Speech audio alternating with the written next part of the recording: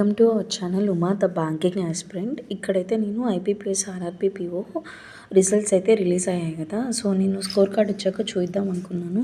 ఎందుకంటే ఒక ఎనాలిసిస్ కోసం. ఇంకొకటి ఏంటంటే ఆల్రెడీ అయితే క్లియర్ చేశాను లేదా కూడా క్లియర్గా ఈ వీడియోలో చూపిస్తాను. అండ్ కట్ ఆఫ్ కూడా కొంచెం డ్రాస్టిక్గానే ఉంది. సో ఎందుకు కట్ ఆఫ్లో డిఫరెన్స్ ఎక్కడ వచ్చింది ఏంటి అనేది కూడా క్లియర్గా చూపిస్తాను. ఒకసారి చూడండి. ఇదైతే నా score card.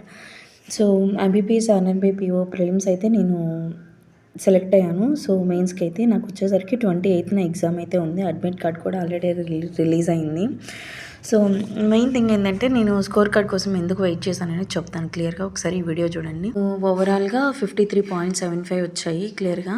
And next cut off వచ్చేసరికి 49 మార్క్స్. ఈ 49 మార్క్స్ కట్ ఆఫ్ అనేది అందరికీ ఒకేలా ఉంది. కాకపోతే ఇక్కడ సెక్షనల్ కట్ ఆఫ్ ఉంది చూడండి. రీజనింగ్ వచ్చేసరికి 18.75 పెట్టారు హైయెస్ట్.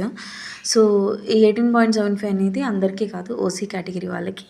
అండ్ నెక్స్ట్ బీసీ మిగతా కేటగిరీస్ అందరికీ కూడా కొంచెం డిఫరెంట్గా ఉండటం జరిగింది.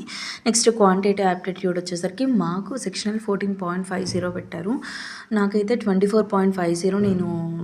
నేను 26 అటెంప్ట్ చేశాను. నాకు 24.50 వచ్చింది. నెక్స్ట్ రీజనింగ్ వచ్చేసరికి నేను ఇక్కడ 34 క్వశ్చన్స్ అటెంప్ట్ చేశాను. నాకు 29.25 మార్క్స్ వచ్చాయి. ఈ 34లో కూడా నేను 1 మార్క్ క్వశ్చన్స్ 3 రాంగ్ పెట్టాను. ఎగ్జామ్ అయిపోయిన తర్వాత నాది ఫస్ట్ షిఫ్ట్. ఎగ్జామ్ అయిపోయిన తర్వాత మనకి అనాలిసిస్ పెడతారు కదా, అందులో చెక్ చేసుకున్నా. అందుకే నాకు చాలా భయంగా ఉంది.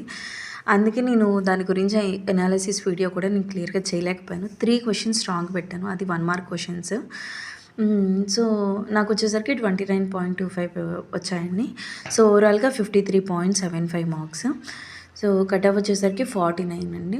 సో దీన్ని బట్టి ఏంటంటే పోస్టర్స్ కూడా 90 పోస్టర్స్ అనేది ఉండటం జరిగింది. నేను అప్లై చేసింది ఇక్కడ తెలంగాణ అప్లై చేశాను.